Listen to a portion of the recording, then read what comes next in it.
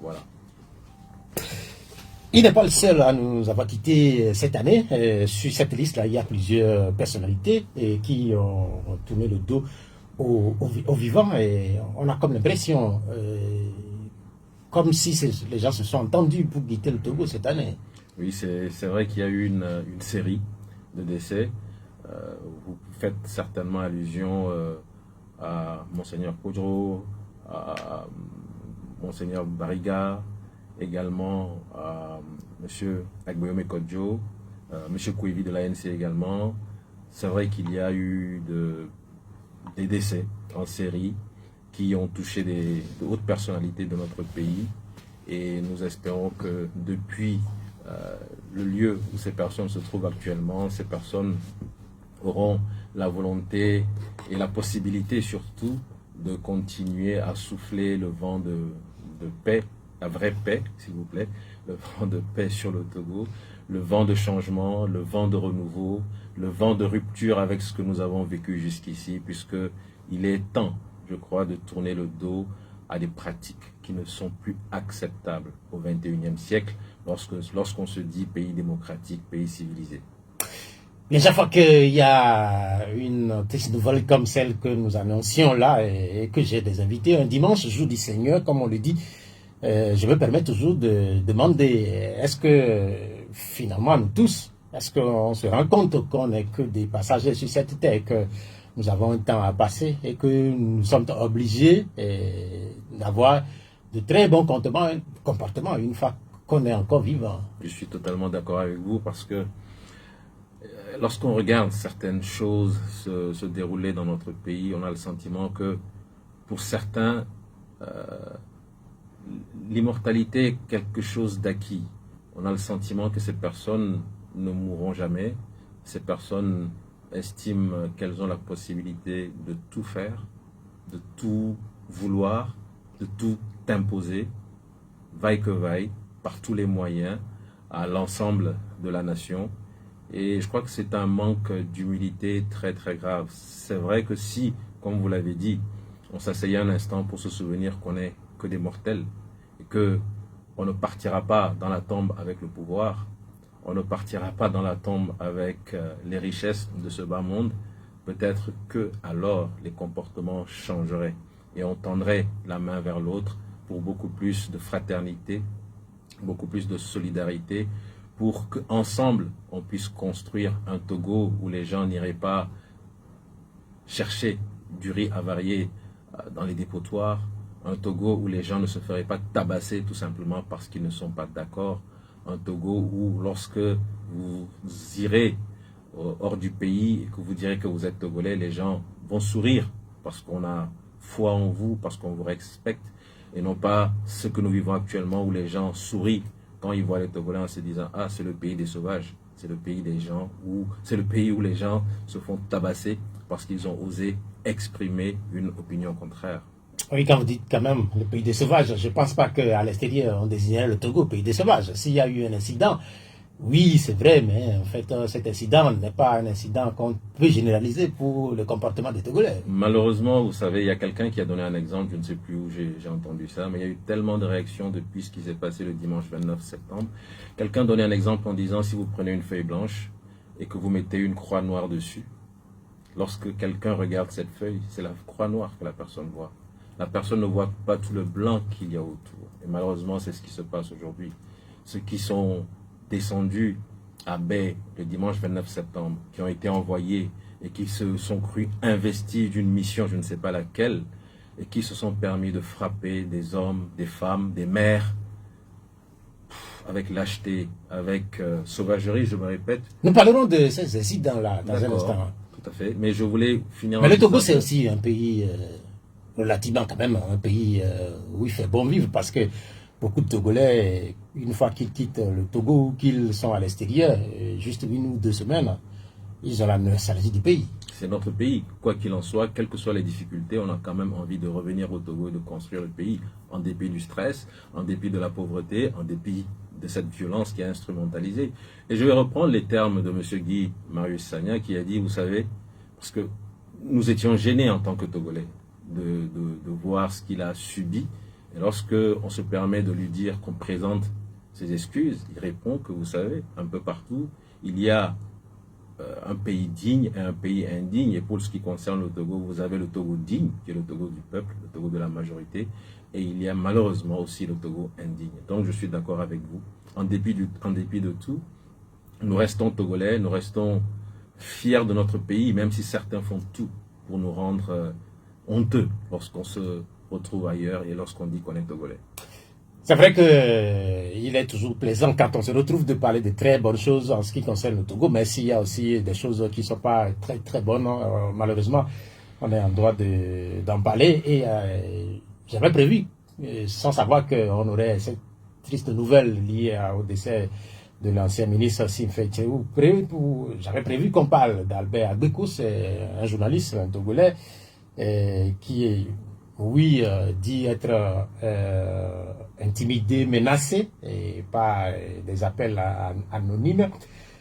Sans doute que vous avez entendu cela. Et vous, personnellement, est-ce que vous êtes engagé, on le sait, vous parcourez, oui aussi, l'Afrique et le monde pour la cause du Togo, que vous demandez, que vous rêvez. Mais est-ce que vous êtes menacé aussi, vous? Alors, si vous voulez demander si je suis menacé de la même manière que l'a été M. Albert Agbeko, c'est-à-dire est-ce que je reçois des coups de fil anonymes? Non, ce n'est pas, je n'ai pas reçu ce genre de menace. Mais je ne peux pas dire que je ne me sens pas d'une certaine manière agressé dans ma vie quotidienne. Pas tous les jours certainement, mais il y a des moments où je suis convaincu que la moto qui est derrière moi, la personne que je vois là, est là pour ma personne. Vous savez, ce qui se passe actuellement nous fait prendre conscience qu'il y a on a atteint un degré supplémentaire de violence. Il y a l'événement du 29 septembre, certes, vous avez parlé de M. Albert Agbeko, j'ai entendu également l'enregistrement du coup de fil téléphonique anonyme qu'il a reçu, mais il y a également eu d'autres événements récents. Je vais peut-être donner son nom, il s'appelle Basile. C'est le jeune étudiant qui s'était fait tabasser à Kara il y a, je crois, 2 ans à peu près, qui actuellement a dû quitter le territoire national parce qu'il s'est retrouvé menacé très récemment par des personnes qui l'ont coincé sur une route et qui lui ont dit des choses graves. Et il a eu peur pour sa vie, il m'a écrit, il m'a dit que pour le moment, je préfère me mettre à l'abri hors du pays en attendant de voir ce qui va se passer. Voilà, donc une chose est certaine, c'est que nous sommes dans une 5e République. Si je reprends plus ou moins les termes d'un ministre, d'un célèbre ministre qui avait dit que le Togo avait besoin de réfléchir à son identité, savoir qui nous sommes, où nous allons, etc., etc., en nous promettant peut-être qu'avec la 5e République, après avoir réfléchi à qui nous sommes réellement, on serait en mesure de vivre dans une atmosphère beaucoup plus sereine, où on pourrait s'épanouir beaucoup plus aisément. On a le sentiment que c'est plutôt le contraire qui est en train de se profiler à l'horizon. Nous avons le sentiment que la violence qui avait été dénoncée entre-temps, qui est quelque chose d'instrumentalisé par le pouvoir. Quand je dis dénoncé entre-temps, je fais par exemple allusion au rapport de 2005 de Doudou Diène, qui avait été envoyé par les Nations Unies. Et dans ce document, quand vous le lisez, il le dit clairement. La violence est quelque chose d'instrumentalisé par le pouvoir pour se maintenir. Et on a le sentiment que c'est quelque chose, que c'est un cycle qui est en train de se reproduire, qu'on est de nouveau en train d'entrer dans ce cycle où on instrumentalise la violence, où on fait ressortir les miliciens, où on procède par voie de menace à faire en sorte que ceux qui ont cette volonté de s'opposer, ceux qui ont encore le courage de dire non à ce que nous sommes en train de vivre et de subir, prennent peur, soient intimidés et comprennent que le pouvoir, quoi qu'il en soit, fera tout pour demeurer entre les mains de ceux qui le détiennent actuellement. Mais quand on parle de la peur et quand on sait que, par exemple, quand vous écoutez ou ceux qui nous écoutent, on sait très bien que cette émission elle est faite en direct et que d'autres activités politiques ou à caractère politique sont menées dans le pays, que d'autres émissions sont également faites sur les différentes radios. Est-ce qu'à un moment donné, vous pensez ou vous avez le pressentiment que ce que vous décrivez comme la peur va se répandre un peu partout dans tous ces secteurs-là. J'en suis convaincu. Je peux donner un exemple patent. Nous avons organisé un meeting à Vaughan il y a, je crois, 2 semaines. Ça devait être, je ne sais plus exactement quelle date, je n'ai pas retenu la date, mais il y a à peu près 2 semaines. Et en vue de sensibiliser les populations de Vaughan, nous avions voulu organiser des émissions sur certaines radios de la place. Je ne vais pas donner les noms des radios. Nous avions préalablement obtenu l'assentiment de ces radios, des responsables. Mais au dernier moment, nous avons eu... on ne nous a pas dit que l'émission n'était plus organisable, je vais utiliser ce terme, parce que pour telle ou telle raison, mais on nous a simplement fait comprendre qu'il n'était plus possible pour nous d'être reçus si c'est pour venir parler de la Ve République et de notre opposition à la Ve République. Donc voilà, vous voulez savoir si l'envie c'est de faire en sorte que tout le monde se taise et que tout le monde accepte, comme si nous étions, je ne sais pas moi, des esclaves, voilà, alors que ce ne sera jamais possible. Même dans les pays où on use de la violence la plus extrême, la plus abjecte, vous trouverez toujours des gens décidés à dire non et à dire qu'ils ne sont pas d'accord, quelles que soient les menaces. Et c'est ce qui va se passer au Togo. Donc, nous sommes au 21e siècle, nous sommes en 2024, vous l'avez annoncé, bientôt en 2025. Je pense qu'il faut que ce genre de pratique cesse. Nous voulons être une nation civilisée où lorsqu'on parle de politique, on met la violence de côté. La violence politique n'apporte rien au débat. C'est un débat d'idées. Si certains estiment que la Ve République, c'est ce qu'il faut, qu'ils mettent en avant leurs idées, et nous allons à chaque fois dire pourquoi nous sommes contre la Ve République. Pourquoi nous sommes contre un système qui, dès sa genèse, s'appuie sur le mensonge, sur l'usurpation, sur la violation de la Constitution, etc., etc. Si vous voulez mettre en place un système pour l'épanouissement de la nation, pour le développement de la nation, et que dès le départ, dès la base, vous mettez en avant autant d'attitudes contraires aux valeurs d'une société, vous n'avez aucune chance de réussir. Vous n'avez aucune chance de réussir. Bien, on a écouté ce développement qui est relativement long. La question aujourd'hui, c'est que vous, personnellement, vous êtes engagé, on le sait que vous parcourez, comme je l'ai dit tantôt, un certain nombre de contrées pour évoquer les situations liées à notre pays. Vous êtes également médecin et vous dites qu'il vous arrive d'avoir peur également parce que dans un coin, quelque part, quelqu'un vous regarde.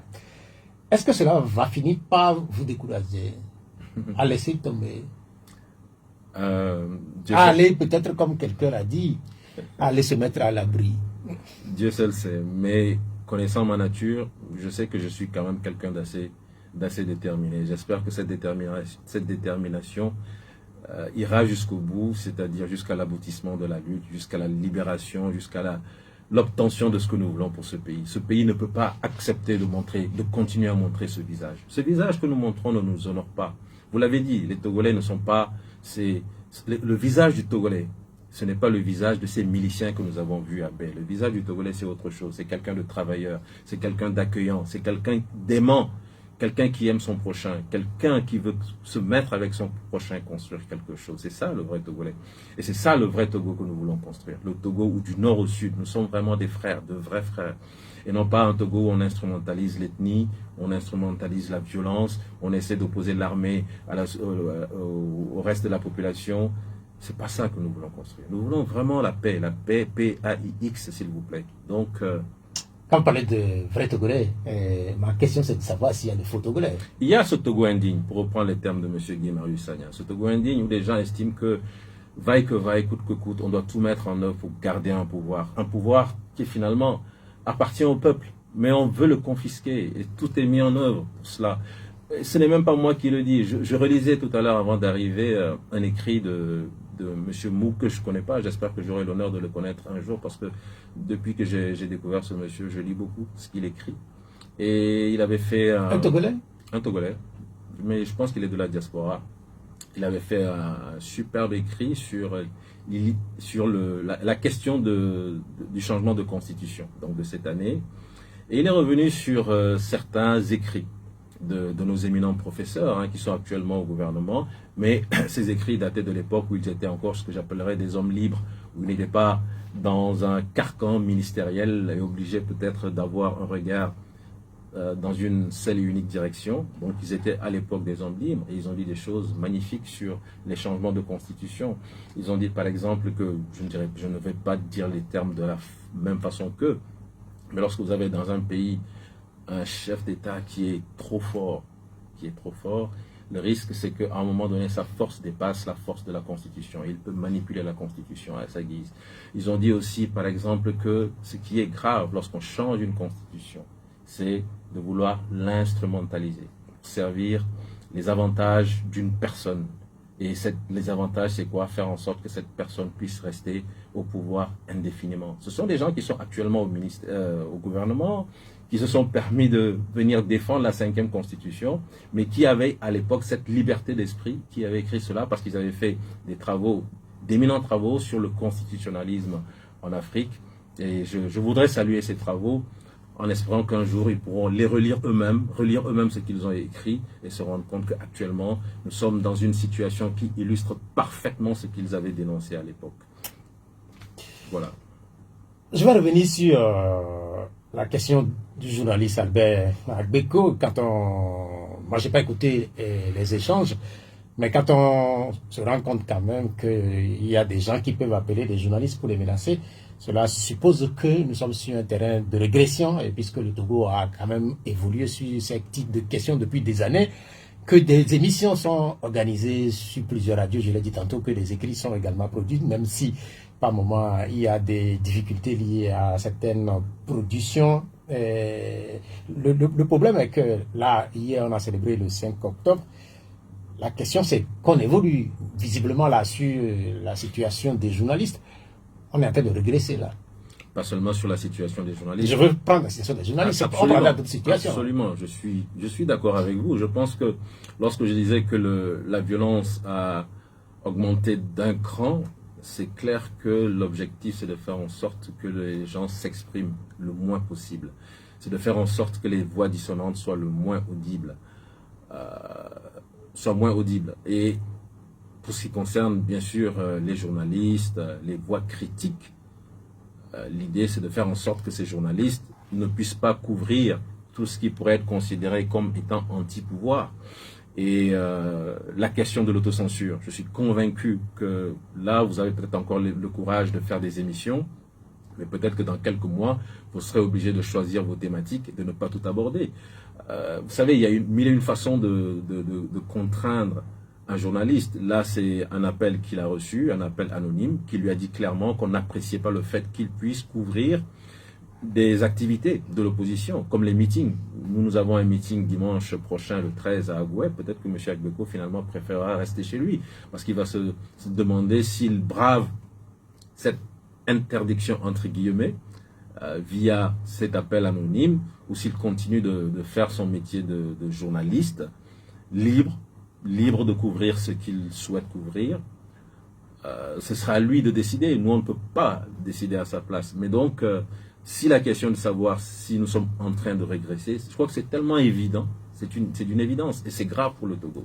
Sur le même registre, venant aux événements qui se sont produits au siège de la CDP, il y a eu plusieurs rédactions qui ont sorti des communiqués de désapprobation de ce qui s'est passé là-bas, puisque les journalistes ont été pris à partie.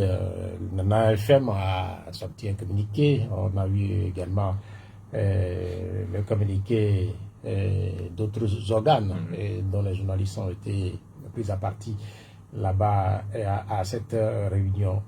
Est-ce que vous étiez là-bas à la réunion? Puisque sur certaines vidéos, on vous a vu.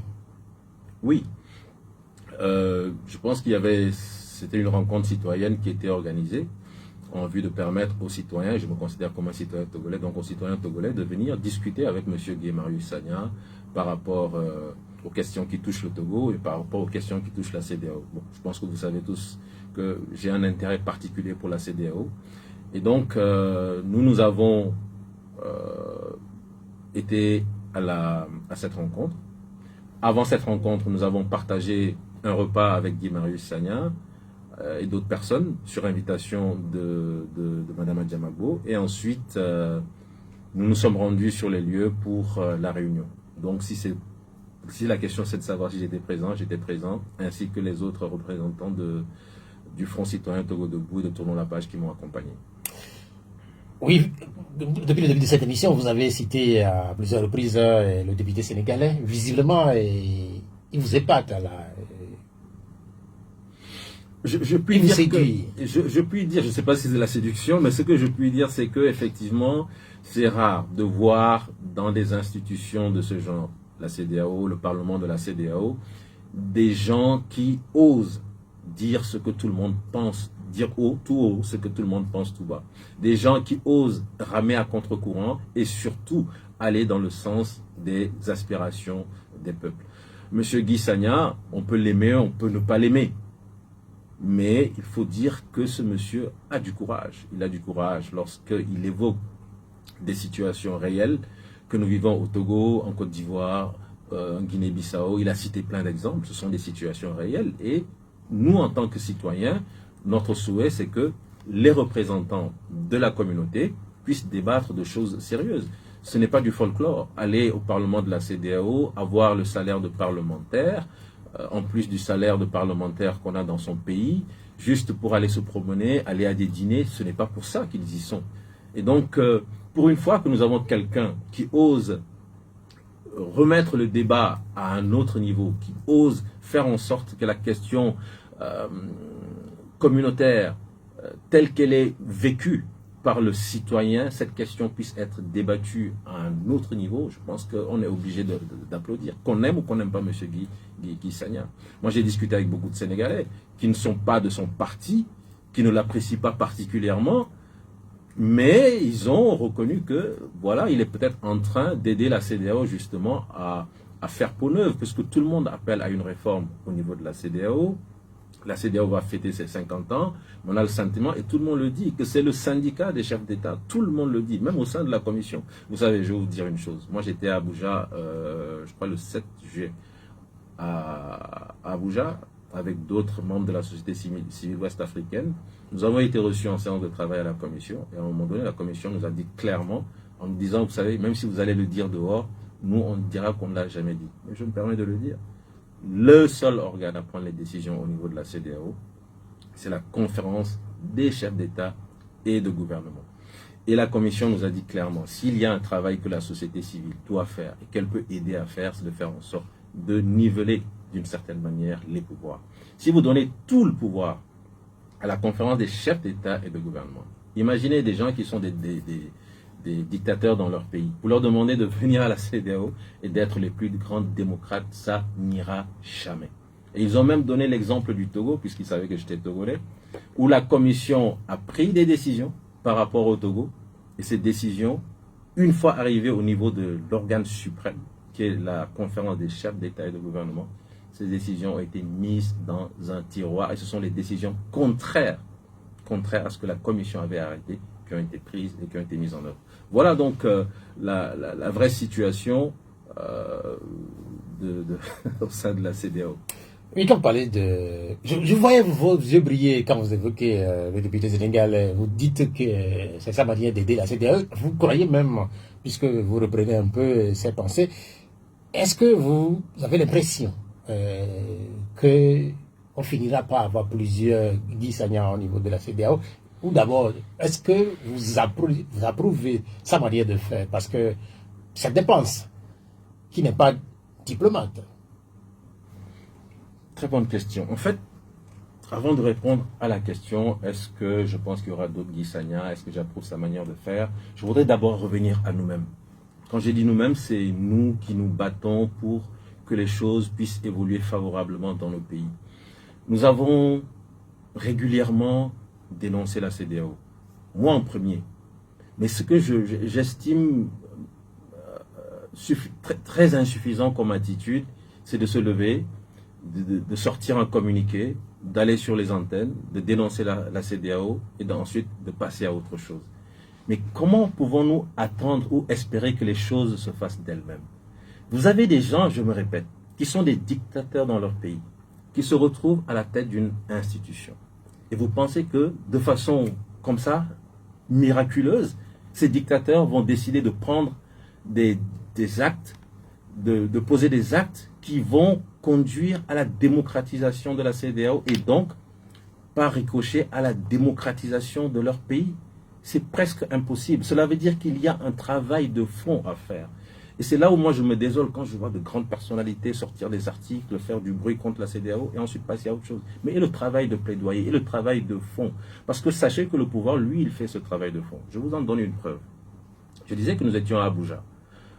Nous avons rencontré les gens de la commission, nous avons discuté et nous leur avons posé encore le problème de la réforme de la CEDEAO. Je leur ai dit, mais 2015, 2022, on a vu les pays qui s'y sont opposés, dont le Togo à 2 reprises. Finalement, à quand cette réforme avec les dispositions qui renforcent la démocratie? On nous dit, cette fois-ci, c'est presque sûr que ça va se faire. C'est imminent parce que la CEDEAO va fêter ses 50 ans l'année prochaine et on est obligé, compte tenu de tout ce qui se passe avec l'AES, avec tout ce qui se passe, on est obligé de réformer la CEDEAO. Je dis donc, vous allez prendre les dispositions qui limitent les mandats. On nous dit, il y a 2 pays qui ont des exigences. C'est la réponse qu'on nous donne à la commission. 2 pays. On nous cite le Togo. Je ne sais pas quel est le second pays qui a des exigences. On nous dit que le Togo a des exigences, mais on ne nous en dit pas plus. Je finis par comprendre ensuite que la commission a eu 2 séances de travail au Togo avec le pouvoir togolais. Donc, c'est là où je reprends en disant que quand nous on se lève, qu'on fait du bruit et qu'on dénonce et qu'on s'arrête à ça, eux, ils travaillent avec la commission. Ils savent que quoi qu'il en soit, il ne faut pas lâcher la commission, il faut faire en sorte que la réforme qui va arriver, peut-être même en décembre, on aura cette réforme, ou au début de l'année prochaine, cette réforme ne doit pas faire que tout ce qu'ils ont fait avec la nouvelle constitution se retrouve à l'eau. Et donc, ils sont en train de marquer la CEDEAO à la culotte, ils sont en train de marquer la commission de la CEDEAO à la culotte pour obtenir gain de cause. Et je discute encore avec des autorités de la CEDEAO, et ils disent quelque chose de particulièrement important. Je leur demande donc, lorsque vous allez prendre la disposition qui limite les mandats, ces mandats vont concerner les chefs d'État et de gouvernement.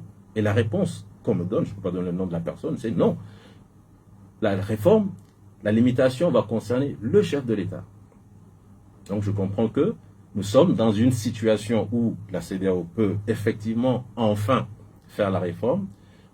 Le Togo ne va pas s'y opposer, puisque si la CEDEAO fait une réforme limitant uniquement le mandat du chef de l'État, elle répond déjà à la nouvelle constitution du Togo qui limite le mandat du chef de l'État, mais qui ne touche pas à la durée, à la longueur ou à la multiplication du nombre de mandats pour le président du Conseil des ministres qui est le chef de gouvernement. Alors je pose une question. Je leur demande, ok, comment s'appelle l'organe suprême de la CEDEAO? C'est bien la conférence des chefs d'État et de gouvernement. La personne me dit oui. Et vous trouvez cohérent et logique que lorsque vous décidez de limiter, vous limitez pour le chef de l'État et vous ne limitez pas pour le chef de gouvernement. La personne me regarde, on me dit, il faudra qu'on se revoie pour discuter. C'est pour dire qu'il y a un travail à faire. Il faut, au-delà de la dénonciation, se dire que les choses ne se feront jamais d'elles-mêmes. Il faut se donner le courage, la volonté, aller, retourner, discuter, expliquer, et expliquer que aujourd'hui, il est inconcevable qu'un organe qui s'appelle Conférence des chefs d'État et de gouvernement, parce qu'on a compris que selon les pays, le pouvoir est détenu soit par le chef de l'État, soit par le chef de gouvernement. Et donc, si vous voulez limiter le pouvoir, selon les pays, il faut limiter pour le chef de l'État ou pour le chef de gouvernement. Visiblement, quand on vous écoute là, on sent que le pouvoir ou les pouvoirs au niveau de la CEDEAO sont relativement partagés. Quand on vous a écouté au début, vous semblez dire que le pouvoir est détenu uniquement que par les chefs d'État. Mais s'il y a une commission qui peut éventuellement influencer ou influer sur l'avenir de la structure, cela suppose que le pouvoir n'est pas totalement ou exclusivement aux mains des chefs d'État ou de la conférence des chefs d'État et de gouvernement. Alors, vous parlez de la CEDEAO, c'est ça? Je parle de la CEDEAO. Alors, la commission, c'est des gens comme vous et moi. C'est des citoyens, c'est parfois même des gens issus de la société civile, c'est des gens issus du secteur des droits de l'homme. Donc c'est des gens qui réfléchissent, qui rencontrent les citoyens, parfois, lorsque l'émission arrive dans certains pays. Nous avons, en tant qu'organisation de la société civile, rencontré déjà une mission de la CEDEAO. Nous avons évoqué nos préoccupations. Et la Commission doit prendre en compte ces préoccupations. Ensuite, la Commission, elle rédige un rapport, mais la décision finale, c'est là où se situe le problème. La décision finale n'appartiendra jamais à la Commission. La Commission fera des propositions, mais il reviendra à la conférence des chefs d'État et de gouvernement, de façon consensuelle en plus, de dire oui ou de dire non par rapport à la proposition. Revenons à la méthode Guy Sagna. Alors, est-ce qu'il y aura beaucoup de Guy Sagna? Nous avons discuté avec M. Guy Sagna. En fait, nous avions même prévu une séance de travail spéciale avec lui. L'événement a eu lieu le dimanche. Quand je dis l'événement, l'agression.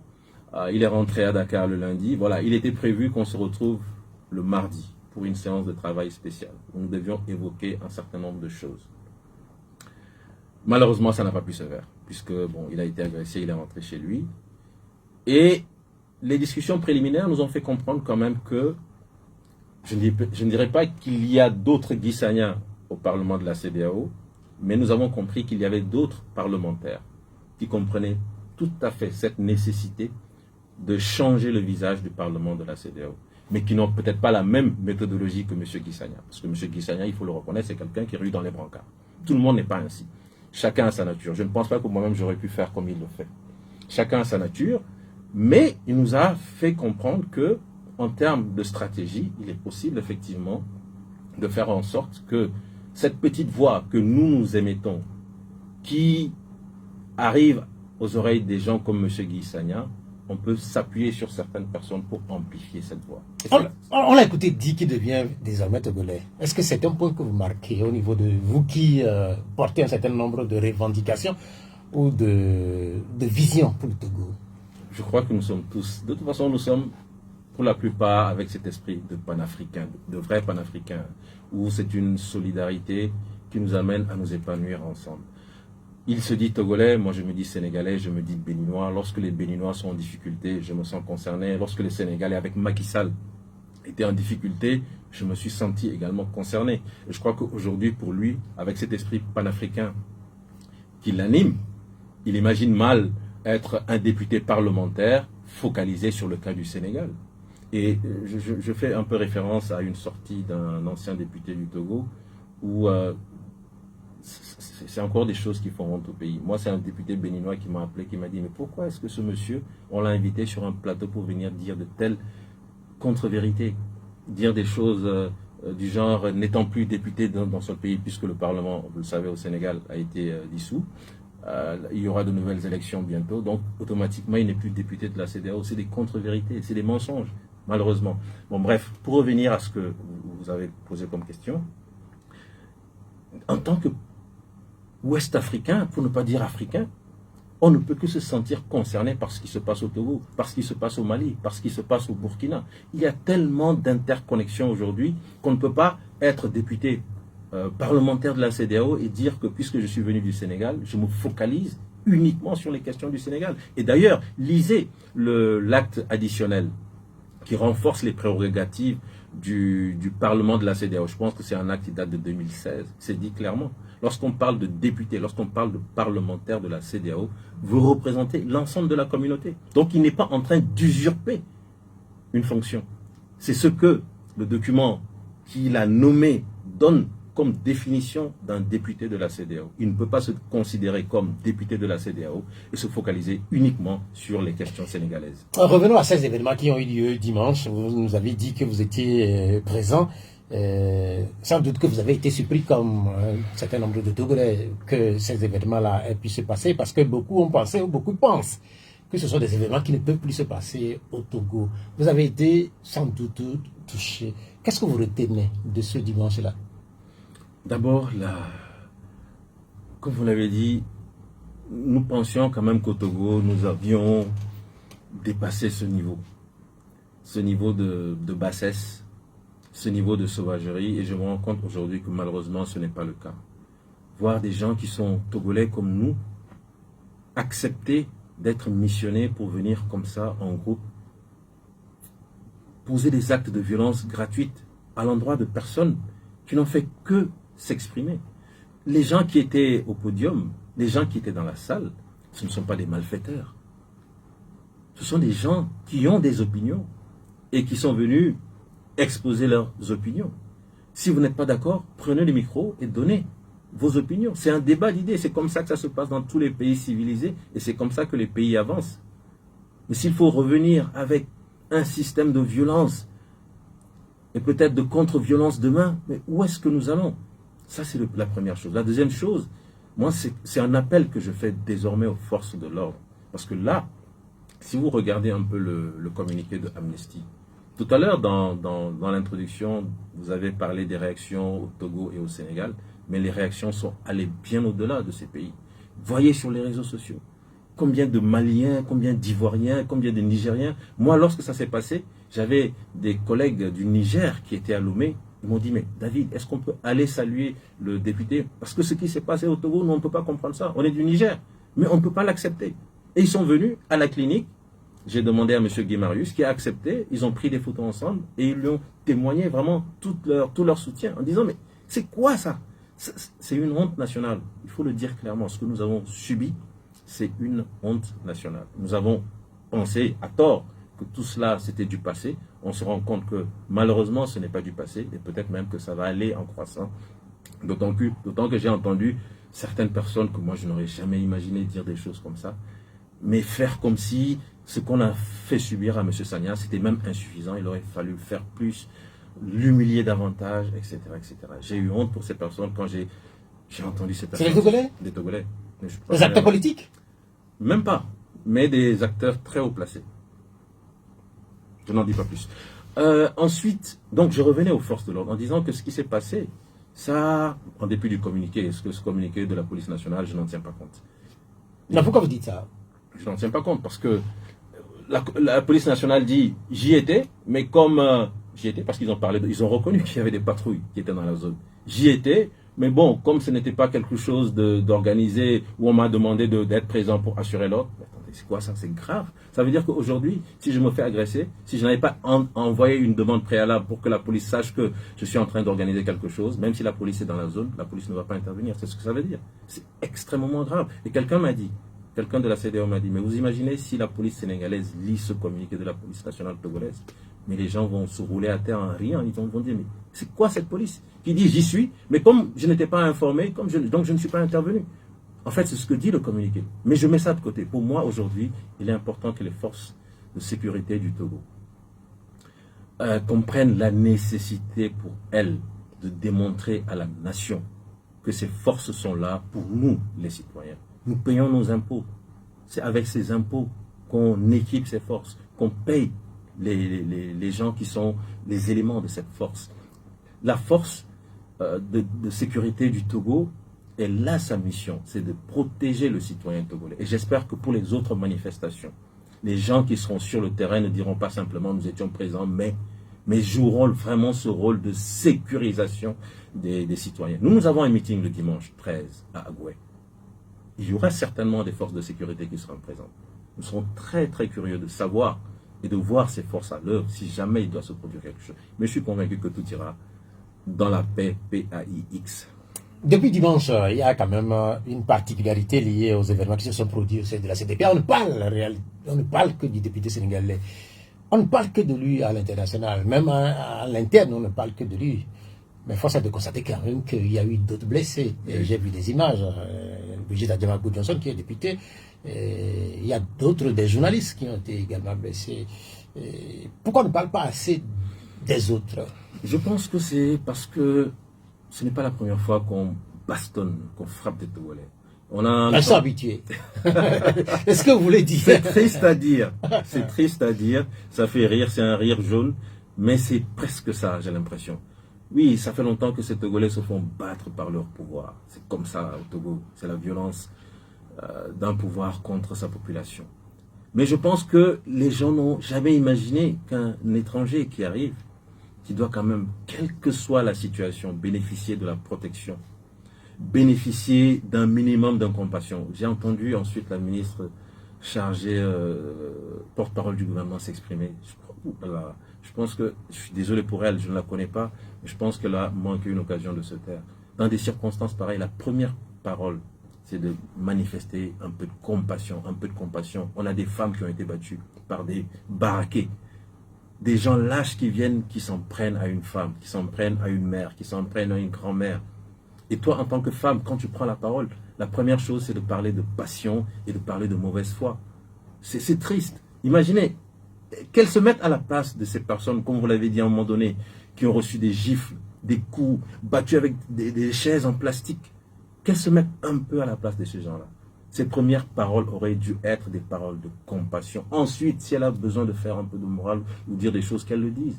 Mais la première parole, qui consiste à dire oui, il y a eu de la passion, il y a eu de la mauvaise foi, c'est extrêmement grave. Et c'est des choses qui marquent, c'est des choses qui sont sur les réseaux sociaux. Et l'histoire s'en souviendra. Alors pourquoi est-ce qu'on ne parle pas? Oui, parce que bon, déjà frappé, on connaît cette formule au Togo.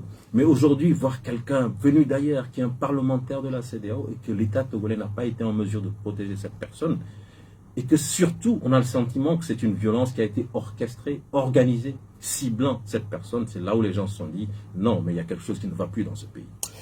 Bien, merci, professeur ou docteur David Dossé. Vous êtes le premier porte-parole du Front citoyen Togo Debout. Vous êtes notre invité du jour. Et la tradition veut qu'après 45 minutes d'échange, nous allons ouvrir l'antenne aux auditeurs qui, eux aussi, ont sans doute des préoccupations à partager avec nous ce dimanche. Je rappelle les numéros 96 50 34 37 et puis 70 43 09 70. Allô, bonjour. Oui. Bonjour. Oui, bonjour. Oui, c'est Pelé. Oui, c'est Pelé. Oui, allez-y. Bonjour. Monsieur Pelé, bonjour. Et merci encore du soutien parce que vous étiez présent, je le dis, en tout cas à la clinique. Je ne sais pas si vous étiez là lors de la rencontre citoyenne, mais déjà là où les blessés ont été pris en charge, vous étiez là, vous êtes venu nous soutenir et je vous assure que c'est quelque chose que nous avons beaucoup apprécié. Merci. Apparemment, moi j'étais là-bas sur le site déjà. Déjà à midi 30, moi j'étais là-bas. Et donc, professeur, comme c'est vous qui êtes invité aujourd'hui, je voudrais vous poser la question. Parce que je vous ai vu venir au début, quand la raconte voulait commencer, j'étais arrivé à la dernière minute pour le début, et vous voulez rester derrière, vous avez fait déplacer pour revenir rester devant. Donc, je pense que vous êtes arrivé 10 minutes après que la chose a commencé. Si on vous demande, quand vous étiez arrivé là-bas, est-ce que vous avez vu une voiture de la sécurité? C'est la première question. Et sa position. Et quand vous êtes arrivé, la rencontre que vous avez assistée, quelles ont été des paroles annoncées avant que, c'est-à-dire des paroles violentes qui ont été annoncées, soit pour Mme Adjamabou, soit pour le député Sanya, et que la chose a commencé. Selon vous, aujourd'hui, non, mais en fait, non, c'est bon, Pelé, vous avez deux questions. Vous reviendrez une seconde fois. Mais avant de répondre, j'ai dit tantôt, professeur ou docteur, et il y a quelqu'un qui me dit que vous êtes un professeur et non un docteur. Quelle est la différence? Non, en fait, lorsqu'on dit qu'on est professeur, c'est plutôt par rapport à l'université, à la carrière académique. On est enseignant. Donc, on est professeur d'université. Donc, je suis professeur de chirurgie, mais je suis docteur en médecine. Oui, puisque en réalité, c'est ce que moi je dis. Pour moi, il n'y a pas de souci. Lorsqu'on dit que je suis docteur, c'est beaucoup plus par rapport à mes malades à l'hôpital. Et lorsqu'on dit que je suis professeur, c'est par rapport à mes étudiants. Puisque je sais que vous êtes dans les deux. Voilà. C'est pourquoi j'ai voulu faire du pied deux coups. Ok, maintenant, allez-y. Alors, oui, effectivement, je vais répondre à la deuxième question. Est-ce qu'il y a eu des propos méchants, malveillants, de violence tenus par soit Mme Adjamabou, soit M. Guy Marius Sagna? Je réponds clairement non. Clairement non. Ce sont des idées qui ont été exprimées et à un moment donné, M. Guy Marius Sagna nous a demandé d'entonner l'hymne national du Togo et de me lever pour entonner l'hymne national du Togo. Ça a été le point de départ de la violence. Aussitôt, la première chaise est venue de derrière et je revois encore cette chaise voler au-dessus de nous, qui étions au premier rang, tomber sur les gens qui étaient au podium. Et en même temps, quelqu'un vociférait, vous êtes Togolais, vous êtes Togolais. Et lorsqu'on s'est retourné, on a vu ce groupe se lever, foncer vers le podium et perpétrer les actes que tout le monde dénonce aujourd'hui. Ça, c'est pour ce qui concerne la deuxième question. Pour ce qui concerne la première question, je préfère ne pas donner de réponse parce que je préfère ne pas donner de réponse. Bien, merci. Deuxième auditeur, allô? Alors, bonjour. Oui, bonjour, vous êtes à l'antenne. C'est Yoshua? Oui, Yoshua. Yoshua, vous êtes à l'antenne, on vous écoute. Ah, je salue l'invité. Bonjour. Vraiment, je me demande si nous sommes au Togo ou bien nous sommes dans un pays de rêve. Parce que l'honorable député du Sénégal avait dit quelque chose. Et les députés de la CEDEAO, ils mangent dans l'avion au moment où les Togolais mangent sur le dépotoir. C'est ça qui a énervé les gens, je n'ai pas compris. Maintenant, moi, là, qu'est-ce que j'allais poser à l'invité, c'est souvent chez les Blancs, nous entendons parler de légitime défense. Maintenant, comment est-ce qu'on peut pas dire ça? Parce que vous étiez dans un lieu, les gens étaient venus vous agresser. Est-ce que ça peut arriver dans un pays où on peut parler un jour de légitime défense en tabassant les mêmes personnes qui étaient venues vous tabasser? C'est possible aussi, bon, je sais pas, la loi est contre. Merci beaucoup. Bien, merci. Réaction. Je n'ai pas bien compris. Ne m'en faites pas de légitime défense. Est-ce que, par exemple, dans la situation de la dernière fois, est-ce qu'on peut, éventuellement, si vous réagissez, dire que vous êtes dans le cadre de la légitime défense? Alors, j'avais tout à l'heure, en répondant aux questions de M. Pirot, dit que j'interpelle les forces de sécurité du Togo parce que nous sommes en train d'entrer dans un cycle qui est un cycle dangereux où la violence instrumentalisée risque d'être accentuée. Et bien évidemment, comme vous l'avez dit, les gens vont dire, mais je ne vais pas me laisser faire à chaque fois. Cette fois-ci, moi aussi, je prends mes dispositions pour, comme vous l'avez dit, faire de la légitime défense. Et nous risquons d'entrer dans ce cycle de violence contre violence, et c'est extrêmement dangereux. Nous sommes de la société civile. Nous disons qu'il ne faut pas que ce cycle vicieux puisse voir le jour et même évoluer dans notre pays. Il faut absolument que les forces de sécurité jouent leur rôle. Il faut empêcher, tuer dans l'œuf toute violence. Si nous allons à une manifestation aujourd'hui, il est clair quand même que nous avons tiré des enseignements de ce qui s'est passé la fois dernière. Nous avons toujours une sécurité propre. Il va falloir qu'il y ait davantage de personnel de sécurité. Il va falloir renforcer le cordon de sécurité autour de certaines personnes. Mais les forces de sécurité du Togo ne peuvent pas se mettre en marche et nous dire « organisez votre sécurité, mettez-vous face aux miliciens ». Ce serait extrêmement grave. La légitime défense, je pense qu'elle se justifie. Il faut pouvoir se protéger d'une part et se défendre lorsqu'on est attaqué. Mais j'espère que l'objectif, ce n'est pas de mettre de côté les forces de sécurité du Togo. Il faut surtout renforcer nos forces de sécurité et leur permettre de jouer ce rôle d'anticipation et d'empêcher que le cycle infernal de la violence revienne dans notre Bien, pays. merci. Après Yoshua, nous avons un troisième auditeur. Allô? Bonjour. Bonjour, parlez un peu plus fort, s'il vous plaît. Bonjour. Oui, quel est votre nom? C'est M. Mauto. Mauto, vous êtes à l'antenne. Oui. Salut à votre invité. Je vous remercie pour votre courage. Merci à vous. Ma première question, par rapport à un là, vous ne voyez pas qu'il manque une éducation sexuelle pour cette volet-là, qui n'ont pas posé cette là. Parce que moi, j'ai connu l'affaire, mais à ce moment-là, je ne peux pas manger n'importe quoi. Si vous avez bien éduqué votre enfant à la maison, même quelqu'un ne va pas le donner à manger, il va refuser. Deuxième préoccupation. À votre connaissance, est-ce que le Parlement togolais a sorti un communiqué pour condamner ce cas-là? Parce qu'on a battu une députée togolaise, et c'est le Togo qui a été battu. Et quand c'est encore eu, M. Yasser l'a dit la fois dernière à 2012, que le groupe de défense. Donc c'est un ministre. Il opère devant les forces de l'ordre. Donc il a maîtrisé. Il a été uni. Cette fois-ci, cet avis-là doit aboutir. Merci, bonne émission. Oui, Mauto, vous écoutez. Il passe sur le premier volet, c'est la question de l'éducation. Des miliciens? Non, mais en fait, de l'éducation de la personne togolaise, du Togolais qui éventuellement peut devenir bon ou devenir mauvais. Il parle de l'éducation à la base. L'éducation à la base, oui. Je crois que c'est... En tout cas, moi, je fais référence à ce que j'ai vu la fois dernière au siège de la CDPA, on peut se poser la question de savoir qu'est-ce qui peut motiver quelqu'un à accepter de poser de tels actes. Est-ce que c'est parce qu'on reçoit de l'argent? Mais combien on peut vous donner pour que vous acceptiez de faire de cette basse besogne? C'est tellement honteux. C'est-à-dire que je ne trouve pas d'explication. Est-ce que c'est un problème d'éducation, comme vous semblez le dire? Mais une chose est certaine, c'est qu'à un moment donné, dans l'esprit de ces gens, il y a quelque chose qui s'est perverti. Hein.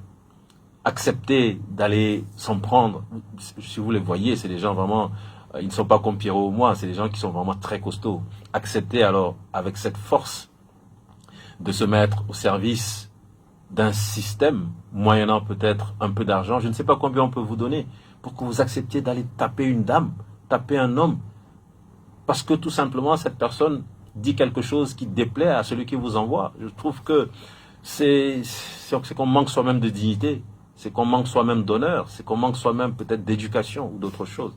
Donc, est-ce que c'est simplement un problème d'éducation ou il y a eu quelque chose qui à un moment donné a fait que la psychologie s'est pervertie? Je ne sais pas. Deuxième partie de la question, c'est sur le Parlement togolais. Est-ce que le Parlement togolais... Ah oui, très bonne question. Vous savez, lorsque ça s'est produit, nous avons d'abord pris en charge les blessés en urgence dans une clinique juste à côté. Et puis ensuite, pour certaines raisons, il a été décidé de transférer le député Sagna, je peux le dire ici puisque c'est sorti dans les communiqués, à la clinique Biassa. Et jusque très tard dans la nuit, nous étions là. L'ambassade du Sénégal a envoyé son chargé. Je l'ai dit, les Nigériens sont venus, des Sénégalais citoyens sont venus, des hommes politiques togolais sont venus. Je me permettais peut-être de marquer un petit temps d'arrêt là-dessus parce que certains ont dit à un moment donné, oui, on n'a pas entendu les communiqués des autres partis politiques. C'est faux. Lorsque ça s'est produit, je ne vais pas donner de nom, mais il y a des responsables politiques d'autres organisations en dehors de la CDPA qui ont fait le déplacement de la clinique. Il y a des responsables politiques d'autres organisations d'opposition en dehors de la CDPA qui m'ont appelé quand ils ont su que j'y étais pour prendre des nouvelles du Sénégalais. Ils ont souhaité venir, mais à une heure assez tardive, et je leur ai dit que le gars était en train de se reposer et qu'il fallait peut-être mieux attendre le lendemain. Le lendemain, ces mêmes responsables ont rappelé pour savoir s'ils pouvaient venir, et c'est là où je leur ai annoncé que malheureusement, le député avait été exfiltré dans la nuit par son ambassade et qu'il avait été mis en sécurité ailleurs et que dans la... Non, mais en fait, quand on dit ça, exfiltrer, c'est un mot qui sonne un peu bizarre dans la tête. Et il est venu par l'aéroport de Lomé. Il est parti comment? Par la route Quand je dis exfiltré de la clinique. Exfiltré de la clinique. Exfiltré de la clinique. Ah, okay. Parce que, pour des raisons sécuritaires, il faut le dire clairement. Ouais. Parce que, mais il est passé par l'aéroport de Lomé. Il est passé par l'aéroport de Lomé. Parce que, effectivement, j'ai vu la réaction des représentants de l'ambassade du Sénégal qui n'étaient pas du tout contents, qui m'ont dit qu'ils avaient appelé les autorités du Sénégal, qu'ils avaient appelé les autorités gouvernementales du Togo.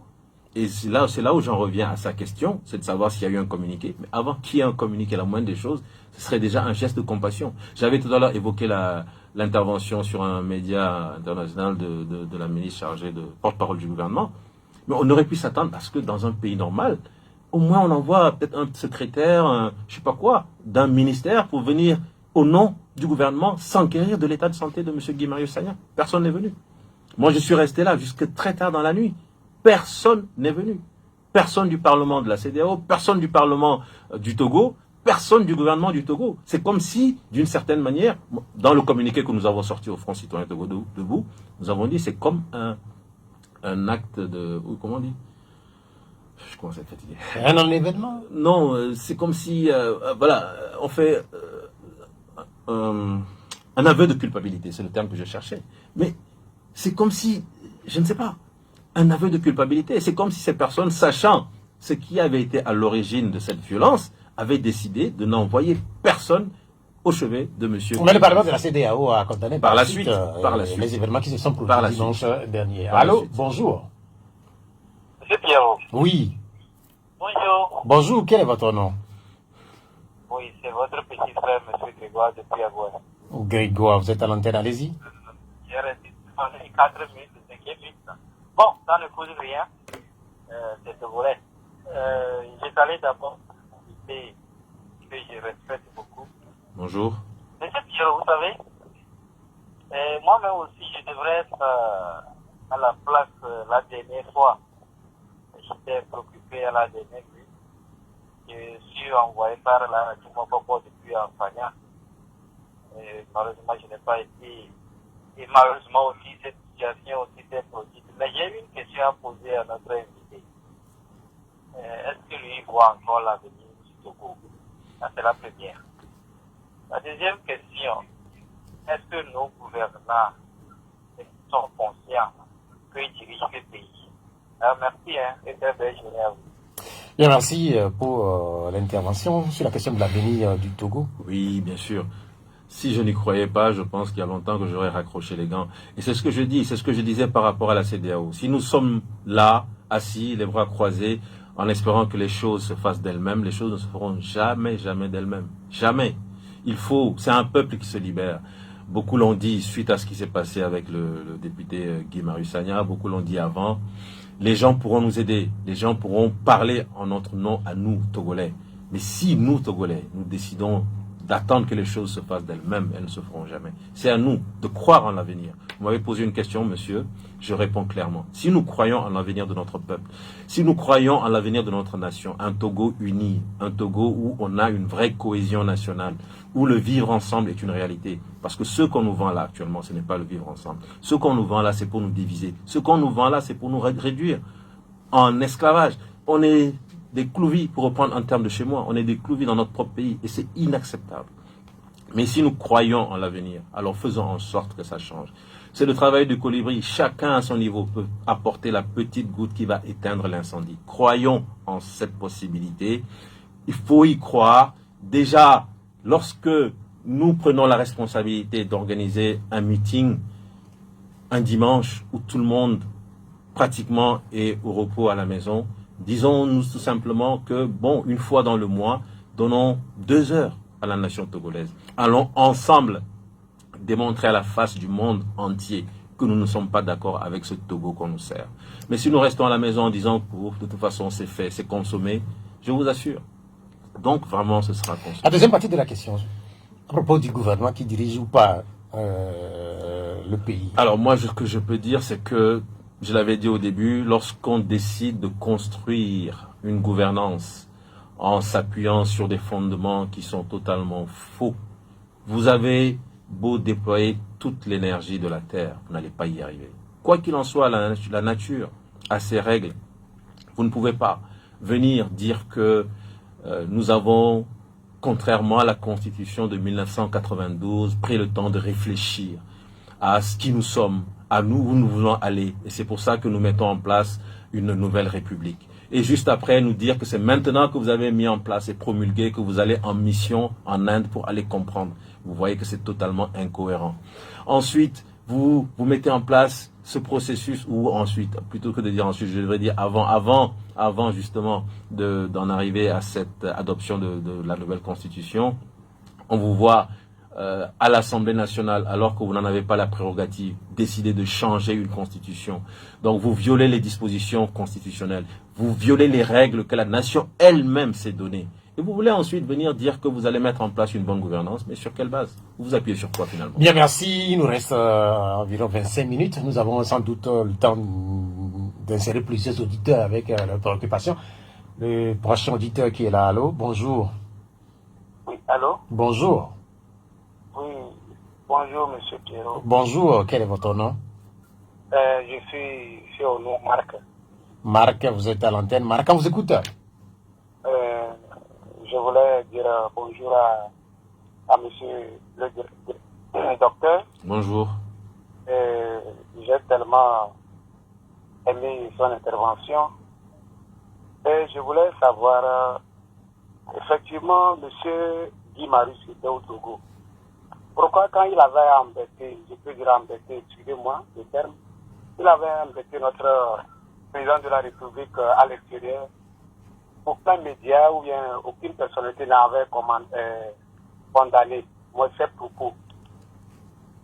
Bon, effectivement, son intervention, c'est bon. Mais quand il prend la parole, c'est comme il a quelque chose envers nos autorités. Donc c'est ça qui a fait que peut-être les autorités aussi n'avaient pas la même mise après ça, son agression. Sinon, c'est ça que je voulais. Bien, Marc. Sinon, Oui. Oui. Oui, allez-y. Oui, je voulais dire que, au moins, quand, à son arrivée au Togo, il devrait suivre la loi, voir qu'est-ce qui est bon ici, qu'est-ce qui n'est pas bon. C'est comme il s'est dit qu'il est au Togo, il n'y a pas une autorité qui peut le contrecarrer. Et c'est pas bien. Au moins, il faut au moins faire un pas envers les autorités d'abord et voir est-ce que ce que je vais faire là, c'est bon ou bien ce n'est pas bon. C'est ça mon intervention. Bien, merci. Merci, Marc, pour votre intervention. Réaction? Ah oui, je suis content que Marc soit intervenu, qu'il ait donné son opinion. Alors, première chose, est-ce que M. Guy-Marius Sagna a embêté les autorités lorsqu'il était au Parlement de la CEDEAO? M. Guy-Marius Sagna a dit tout haut ce que nous disons ici. Il a répercuté à la CEDEAO des difficultés réelles que nous vivons au Togo. Parce que pour nous, et je le répète, ce qui s'est fait au Togo en 2024, avec la promulgation le 6 mai 2024 d'une nouvelle constitution, c'est un coup d'État constitutionnel. Je ne le dis pas parce que je n'aime pas le chef de l'État ou que je n'aime pas le système. Non, il suffit juste de se baser sur des faits. Vous avez une constitution qui dit clairement des choses. Des personnes sont allées à l'encontre de ce que dit la Constitution pour poser un acte. Et ça s'appelle violation des dispositions constitutionnelles. C'est fait dans un certain but. Et donc, on considère que c'est un coup d'État constitutionnel. Il n'a fait que répéter la même chose. Si vous avez suivi M. Guy-Marius Sagna dans ses interventions, il n'a pas parlé que du Togo. Et à un moment donné, vous avez vu même cette dispute, entre guillemets, qu'il y a eu avec la vice-présidente du Parlement de la CEDEAO, qui est de la Côte d'Ivoire, parce qu'il a tenu également des propos soulevés par les populations ivoiriennes à l'encontre de M. Ouattara. De même, il s'est prononcé par rapport à la Guinée-Bissau, et donc, M. Guy-Marius Sagna, peut-être que dans la méthode, tout le monde n'est pas comme lui, mais au moins, pour une fois, nous avons un Parlement de la CEDEAO qui donne le sentiment que le parlementaire n'est pas là simplement pour toucher à ses perdièmes, prendre ses honoraires et ensuite aller dormir dans les grands hôtels, voyager en classe business, être invité par les parlements des différents pays à aller dîner, à aller en excursion, mais qu'il joue son rôle de parlementaire. Et ça, on ne peut que le féliciter pour cela, M. Marc. Voilà donc enfin un parlementaire de la CEDEAO qui se préoccupe des aspirations. Et nous sommes en politique. En politique, c'est un débat d'idées. On peut être d'accord, on peut ne pas être d'accord. Mais quand on n'est pas d'accord, on ne prend pas des miliciens pour aller bastonner les gens. C'est ce qu'on dit. Bien, merci. Il y a des questions qui sont envoyées notamment sur les réseaux sociaux. Il y a cette question de Bertin Amouzoui qui dit j'aimerais demander à Dr Dossé s'il ne souhaiterait pas devenir un député pour mieux faire entendre ses opinions qui, selon moi, sont souvent très sensées. Je ne sais pas, j'ai pas un député au Togo ou oui, mais en fait, vous voulez devenir député ou au Parlement européen? Vous êtes togolais. Non, j'avoue que pour le moment, je crois que ma position en tant qu'acteur de la société civile me va parfaitement. Je suis à équidistance de tout. Je dis clairement ce que je pense et je préfère continuer ainsi. Après Marc, au téléphone, on a qui là? Bonjour, Jérôme. Oui, c'est... Basile. Oui, Basile, vous êtes en antenne, allez-y. Salut, monsieur David. Oui, bonjour, monsieur Basile. Bon, nous pouvons voir qu'il y a tout est fait pour que le peuple togolais souffre profondément et au plus profond de son âme, plutôt que ce qu'il y a le dit. Moi, je ne comprends pas. Vous savez pourquoi ces assaillants ont les armes sur eux? C'est à cause de l'endroit où on me parle. Aujourd'hui, j'entends que c'est Bénédicte. Et bien, Bénédicte. On sait que ce n'est pas, même si tu es proche de l'autre, n'importe comment, tu ne peux pas t'y aventurer comme ça. Oui, Basile. Oui. Oui, vous dites que ceux qui étaient intervenus étaient armés. Mais vous les avez vus? Non, mais on dit que c'est un bec, Bénédicte, non? Oui, vous avez dit tantôt, je crois, d'accord. Non, non.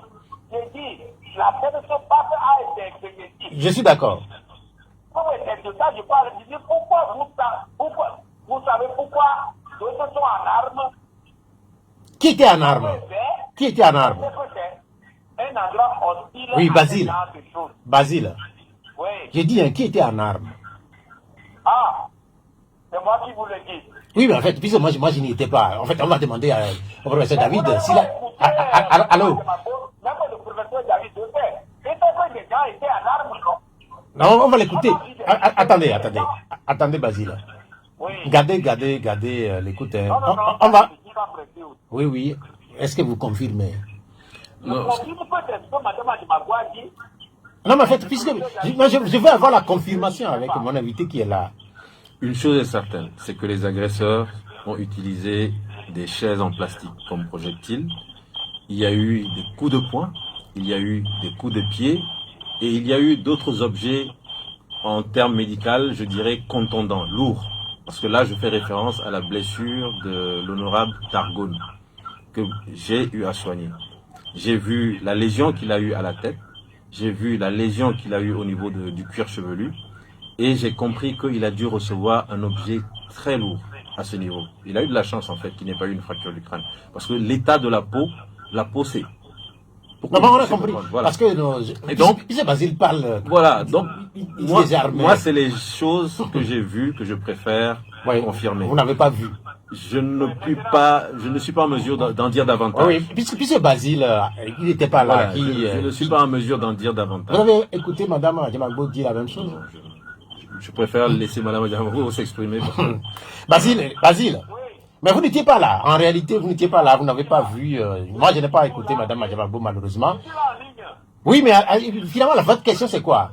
Oui, j'ai dit, Madame Adjamagbo a dit qu'on a vu pistolet. Quand dans la débandade, on a vu pistolet sur quelqu'un. Ce n'est pas la première fois que je dis ça. Est-ce que vous voyez? Donc, ça veut dire qu'il y a un côté, la violence qu'on planifie tous les jours. Il suffisait que cette population se fait, sortait l'autre fois, et il y aura du carnage. Est-ce que, comme ça, là, on doit être toujours dans ça? J'ai invité le chef de l'État à mettre par la terre, appeler ses adversaires. Ils n'ont qu'à se parler entre nous, Congolais. Mais ce que vos confrères journalistes appellent le rapport de force qui est en sa faveur, ça ne l'avantage pas. Ça ne l'avantage pas. Jusqu'à quand? Ok, on a noté l'essentiel de votre intervention, Basile. Vous demandez à ce que, par exemple, les Togolais se parlent. En fait, ce qui veut dire, c'est que la violence est en train d'augmenter. Ça, c'est clair. Il a raison à ce niveau. Avec M. Agbeko, le jeune Basile, ce qui s'est passé dimanche, etc., etc., on sent que nous sommes entrés dans un nouveau cycle. Et c'est là où j'interpelle de nouveau. Monsieur Basile, je pense que les forces de sécurité du Togo, ce sont des citoyens comme nous. Ce sont des gens qui ont des frères et des sœurs au sein de la population. Les forces de sécurité doivent jouer leur rôle régalien, qui est de protéger le citoyen togolais. Ça, c'est important. Au-delà de ça, bien sûr, nous sommes dans une nation où on doit se parler, mais se parler avec les mots, ne pas se parler avec les coups de poing. C'est ce que nous disons au niveau de la société civile. Lorsque vous avez quelqu'un qui a une opinion, même si cette opinion est contraire à la vôtre, il faut accepter que en politique, on puisse mettre toutes les questions sur la table et en débattre de façon honnête et sincère. Et lorsqu'on prend une résolution, qu'on puisse l'appliquer sincèrement. Il ne s'agit pas à chaque fois d'aller dans un dialogue, de prendre des résolutions et ensuite de vouloir dribbler son adversaire en faisant autre chose, tout simplement parce qu'on a décidé de garder le pouvoir. Bien, merci pour la réponse. Auditeur, allô? Allô? Bonjour. Comment vous allez? Oui, je vais bien. Et vous-même? Je me porte bien. Oui, quel est votre nom? Monsieur Marcel. Monsieur? Marcel. Ok, allez-y. Je voudrais poser la question à l'invité. Il a parlé qu'on a dit de chanter l'hymne. Bon, c'est au début de chanter l'hymne que les choses ont commencé par arriver et la violence a terminé. Moi, je voudrais savoir, on chante l'hymne là à l'honneur de qui? Ok.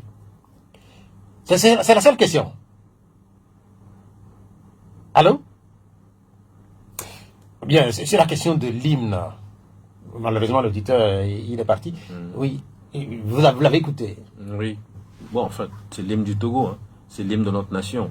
C'est cet esprit républicain, le respect pour la nation, l'amour du pays, l'amour de la patrie. Lorsque ce n'est pas la première fois qu'on est amené à chanter l'hymne. Il nous arrivait de chanter l'hymne durant des meetings, durant des rencontres citoyennes. Donc je pense que ça n'a rien de particulier. Malheureusement, Marcel n'est plus en ligne, mais en fait, j'ai l'impression qu'il voulait demander si vous êtes autorisé ou pas à chanter l'hymne comme ça. En réalité, en fait, peut-être que je dis n'importe quoi. Peut-être que c'est ce qu'il veut savoir. J'espère qu'on ne va pas nous amener dans une situation où désormais, avant de chanter l'hymne, il va falloir écrire et demander l'autorisation. C'est l'hymne de notre pays. En tant que Togolais, nous sommes fiers de pouvoir chanter l'hymne du Togo. Nous sommes fiers d'arborer le drapeau national. Ce n'est pas la première, ce n'est pas quelque chose de particulier, d'inédit, que de se retrouver lors d'une rencontre citoyenne et de demander à ce qu'on chante l'hymne. Bien, merci. Peut-être que Marcel, s'il a la possibilité de revenir pour préciser la suite de sa pensée, puisqu'on l'a perdu quand il avait dit, il avait commencé par poser sa question. Allô? Allô? Oui, bonjour. Bonjour, Pierrot. Oui, Abdel. Oui, c'est Abdel. Comment vous allez? Je me porte bien. Abdel, on vous écoute. Bonjour à M. Dosset, Bonjour, monsieur Abdel. que j'ai le plaisir d'écouter. Je voudrais condamner avec lui, avec la même vigueur, les événements du dimanche passé, qui sont d'un temps révolu. Comme il a dit, nous, on pensait avoir dépassé cette période-là, ce temps-là, et que ça ne n'honore pas notre pays, et c'est une grande honte pour notre pays. Mais j'aimerais lui poser une question. Vous savez, le jeu politique se fait entre souvent deux entités, l'opposition ou le pouvoir, ou la gauche et la droite. Et nous avons une autre entité qui s'appelle la société civile qui arbitre. Voilà. Alors, la question que je voudrais préciser précisément, lorsqu'on a l'impression que cette société civile qui doit être l'arbitre s'acoquine avec l'opposition dans des manifestations communes, est-ce que ça ne décrédibilise pas cette société civile-là? Merci. Bien, merci Abdel pour votre intervention. La question de la neutralité. Moi, j'ai toujours répondu clairement à cette question. Je pense que cette question, je l'ai entendue 1001 fois. Ça faisait longtemps que je ne l'avais plus entendue. Et je remercie M. Abdel de revenir là-dessus. J'ai toujours dit que personnellement, je n'ai jamais revendiqué une quelconque neutralité. Je le dis clairement. Et là, je fais référence à ce que le pasteur Desmond Tutu avait dit. Si vous êtes en situation d'injustice, vous voyez quelqu'un qui, de façon manifeste, use de pouvoir, use de prérogatives pour injustement maintenir en situation précaire quelqu'un d'autre, et vous venez dire « Ah, je suis neutre, je vais être arbitre », c'est que vous-même, vous avez décidé, vous avez déjà pris fait et cause pour celui qui est en train de pratiquer une injustice inqualifiable. Monsieur Abdel, je ne revendique aucune neutralité, personnellement. Il y a c'est peut-être, oui, on dit la société civile doit être neutre. Moi, ce que je dis, je revendique mon objectivité. Si je rencontre une situation où je pense que cette situation viole les dispositions de ma nation, je dirais cette situation viole les dispositions de ma nation, de façon objective, et je vais donner les raisons. Je ne dirai pas, ah, je suis neutre, que dit l'opposition, que dit le pouvoir. Non, je ne revendique aucune neutralité. Bien, merci, c'est noté. Il y a cette question qui nous a été envoyée, à savoir... Et j'ajoute que je pense que c'est comme ça que j'augmente mon crédit. Ma crédibilité, justement, n'est pas entachée par cette attitude. Si le meeting du 13 est autorisé ou pas, vous avez dit que la société civile, justement, organise un meeting le 13 prochain. Un auditeur veut savoir si ce meeting est autorisé. Ce meeting n'est pas interdit. Nous avions voulu l'organiser à Agoué il y a quelques semaines déjà, et dans les jours, pour ne pas dire dans les heures qui ont précédé la tenue du meeting, on nous a dit que le meeting pouvait se tenir, mais dans un lieu différent de celui que nous avions initialement choisi. Puisque nous n'étions pas préparés. Personnellement, je ne connaissais pas ce lieu. On a discuté entre nous et très rapidement on s'est dit, pour organiser un meeting, il faut quand même des dispositions sécuritaires, il faut un ensemble de logistique, et on ne peut pas comme ça du jour au lendemain décider d'organiser un meeting dans un lieu qu'on ne maîtrise pas. Donc il vaut mieux écrire à l'autorité pour dire que dans ce cas, nous acceptons la modification de lieu, mais nous allons organiser le meeting une autre fois. C'est donc ce qui nous conduit cette fois-ci à organiser le meeting le 13 octobre en acceptant de tenir le meeting dans le lieu que l'autorité... C'est où finalement? C'est derrière le PP. Il y a une école juste contiguë au stade d'Agoué. Et le lieu est juste derrière l'école, entre l'école et les rails. Ça va être encore quoi? C'est un lieu... Mais quelqu'un m'écrit, un meeting, pourquoi?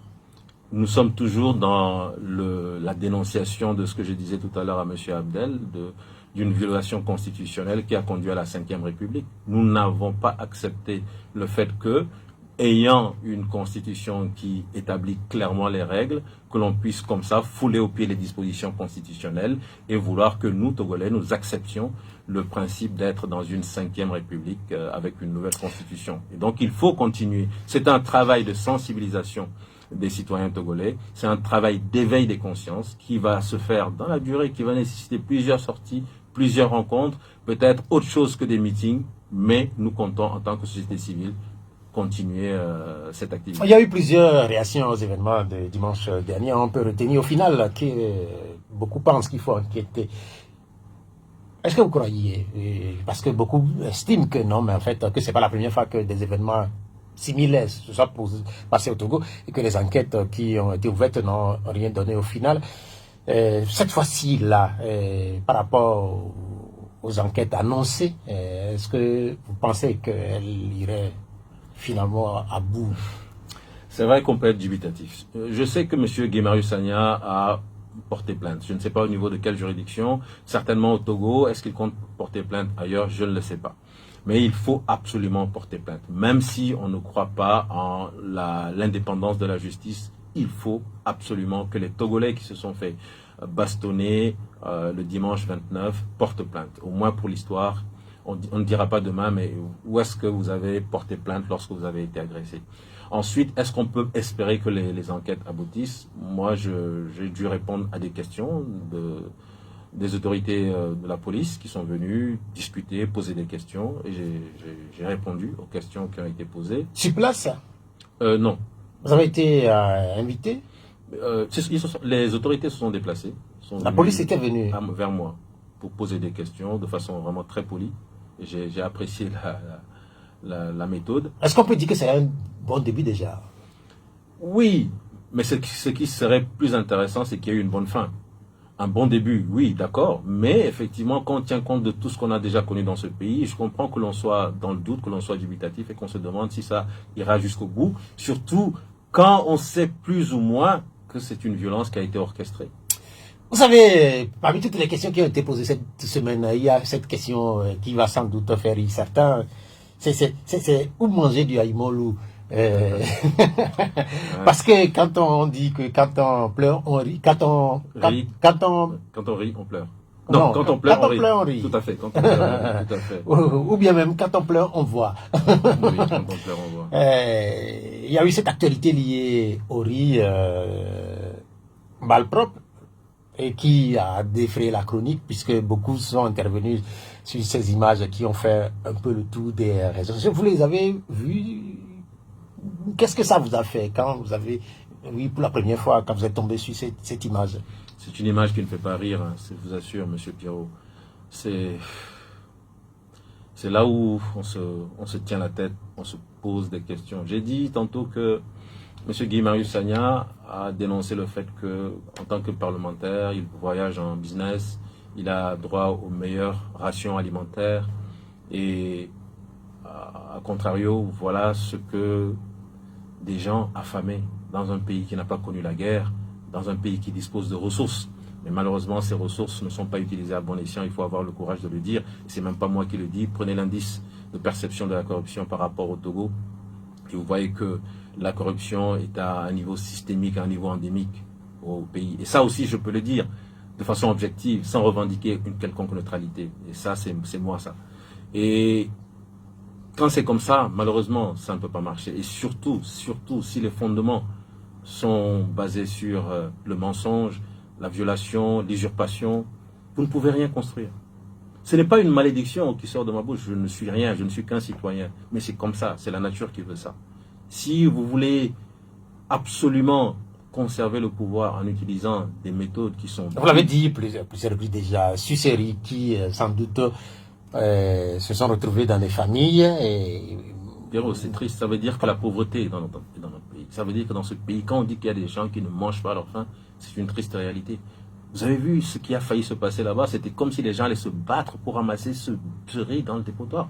Quel commentaire on peut faire? C'est de la tristesse, on peut pas. Parfois même on a envie de détourner le regard. Moi cette vidéo, je l'ai vue une seule fois, je n'ai plus le courage, d'autres me l'ont renvoyé par la suite, je n'ai plus le courage de revoir cette vidéo. Mais il y a une autre question aussi. Quelle suite donner à ce qui vient de se passer? Parce que c'est pas la première fois que des cargaisons malpropres, par exemple, par le passé, il y a eu du tilapia, il y a eu des poulets, il y a eu un certain nombre de produits qui ont été abattus. Mais il y a plusieurs dispositions à prendre. La première, c'est qu'on ne peut plus jeter les choses comme ça. Une fois que c'est impropre à la consommation, il faut détruire. Parce qu'on comprend qu'il y a des gens qui ont tellement faim que ces personnes préfèrent encore tomber malade en mangeant quelque chose plutôt que de rester là le ventre vide et de tomber malade parce qu'on n'a pas mangé. C'est grave pour notre pays. Donc il faut trouver un mécanisme pour détruire définitivement. Deuxièmement, il faut remettre ce pays dans le sens de la marche vers son développement, vers l'épanouissement des populations. Le Togo n'a pas connu la guerre. Qu'est-ce que nous avons connu pour expliquer ce genre de situation? Nous avons des ressources. Nous avons des ressources. Comment expliquez-vous, M. Pierrot, que lorsqu'on regarde l'indice de perception de la corruption, qu'on nous dise qu'on est à des années-lumière du Bénin? Je prends le Bénin parce que c'est un pays à côté. M. Talon, il a ses défauts, mais on lui reconnaît au moins ce travail de lutte contre la corruption qui a permis au Bénin de faire un bond qualitatif. C'est une histoire de volonté et de vision politique. Qu'est-ce qui empêche le Togo d'avoir cette vision, cette volonté? Surtout que le chef de l'État lui-même l'avait dit, je crois que c'était en 2012. Cette minorité qui a accaparé, mais finalement nous avons compris qu'il l'a dit, mais c'est resté tel quel, ça n'a pas changé. Donc ce pays dispose de ressources. Vous voyez des gens qui manifestement, eux, n'ont pas ce problème de manque de ressources. Ils vivent dans l'opulence. Ils ont cette façon d'être, cette façon de se comporter qui démontre qu'ils en ont plus qu'assez, ils en ont tellement, ils en ont à gogo. Et à contrario, vous avez cette immense portion de la population qui tire le diable par la queue. Il faut que ça change. C'est cette rupture que nous demandons. C'est vrai que beaucoup écrivent là, parce que quand on dit votre affamé n'a point d'oreille, puisque certains Togolais qui nous regardent, notamment sur les réseaux sociaux, estiment que parce que les gens ont faim, ils sont obligés de se servir. Mais vous êtes un médecin, quand on mange, ou quand on va se servir sur des dépotoirs, est-ce qu'on n'est pas exposé aux maladies? Si, c'est une évidence, Mais quand quelqu'un, à un moment donné, se dit entre mourir de faim et peut-être manger et avoir une infime chance de s'en sortir plutôt que de mourir de faim, je préfère essayer encore d'aller sur les dépotoirs, de me servir. Vous voyez un peu le niveau de déchéance, auquel on se trouve au Togo. Et je pense que si les gouvernants ne se sentent pas interpellés par cela, je ne sais plus quoi dire. On va conclure. Alors pour conclure, je dirais que il faut croire, il faut avoir cette foi. Le journaliste de Mopoko a demandé si je crois encore à l'avenir de mon pays. J'y crois tellement que c'est quelque chose qui est chevillé en moi et je demande à tout le monde de continuer à y croire. Beaucoup de gens aujourd'hui regardent le Togo et se demandent ce qui va se passer dans ce pays. Ce qui va se passer dépendra des Togolais. Ça ne dépendra pas de la CEDEAO, ça ne dépendra pas de la communauté internationale, ça dépendra des Togolais. Il faut tout simplement que les Togolais comprennent qu'il est temps de marquer une rupture avec tout ce que nous avons subi cette façon de gouverner le Togo qui ne correspond à rien du tout. Cette façon de vouloir considérer les Togolais comme des citoyens qui doivent se taire et accepter ce qu'on leur impose. Non. Nous vous appelons à un meeting le dimanche 13. Venez, dans la paix, dans la quiétude. Nous avons des forces de défense et de sécurité, des forces de l'ordre qui sont là pour maintenir l'ordre. Venez dans la paix, dans la sécurité, dans la quiétude. Nous allons discuter entre nous, poser les problèmes de la nation. Et le jour viendra où nous serons en mesure, ensemble, de faire changer les choses. Merci. Merci beaucoup, professeur David Dessay. Merci d'être venu. Vous êtes le premier porte-parole du Front citoyen Togo Debout. L'émission, elle s'achève. Merci à Romaric Fetas pour la mise en onde technique. Je suis Pierrot Atiobé. Au revoir.